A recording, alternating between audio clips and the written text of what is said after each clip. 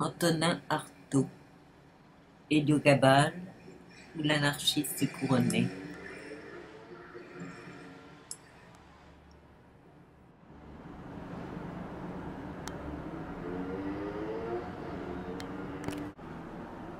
Si dans la religion du Christ le ciel est un mythe,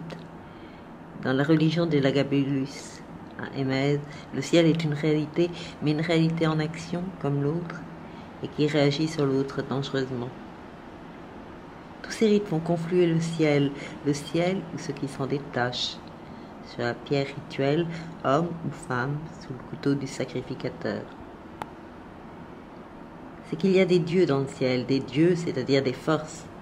qui ne demandent qu'à se précipiter. La force qui recharge les mascarés, qui fait boire la mer à la lune, qui fait monter la lave dans les entrailles des volcans. La force qui secoue les villes et qui assèche les déserts. La force imprévisible et rouge qui fait grouiller dans nos têtes les pensées comme autant de crimes et les crimes comme autant de poux. La force qui soutient la vie et celle qui fait avorter la vie sont autant de manifestations solides d'une énergie dont le soleil est l'aspect lourd.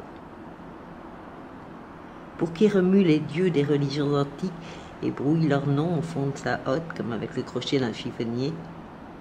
pour qui s'affole devant la multiplicité des noms, pour qui, chevauchant d'un pays à l'autre, trouve des similitudes entre les dieux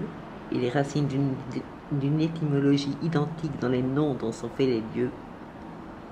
et qui, après avoir passé en revue tous ces noms et les indications de leur force et le sens de leurs attributs, crie au polythéisme des anciens, qu'il appelle pour cela barbare. Celui-là est lui-même un barbare, c'est-à-dire un Européen. Si les peuples, à mesure que le temps marchait, ont refait les dieux à leur image, s'ils ont éteint l'idée phosphorescente des dieux, que partie des noms dont ils les enserraient, ils se soient révélés impuissants à remonter par des attouchements concentriques des forces, par l'aimantation appliquée et concrète des énergies, jusqu'à la décharge initiale, jusqu'à la révélation du principe que ces dieux veulent manifester, on doit s'en prendre historiquement et fragmentairement à ces peuples, et non au principe, et encore moins cette idée supérieure et totale du monde que le paganisme a voulu nous restituer. Et comme les idées au fond ne sont à juger que dans leur forme, on peut dire que pris dans le temps, le déroulement innombrable des mythes, auxquels répondent dans les souterrains comblés des temples solaires l'entassement sédimentaire des dieux, ne nous donne pas plus l'idée de la formidable tradition cosmique qui est à l'origine du monde païen,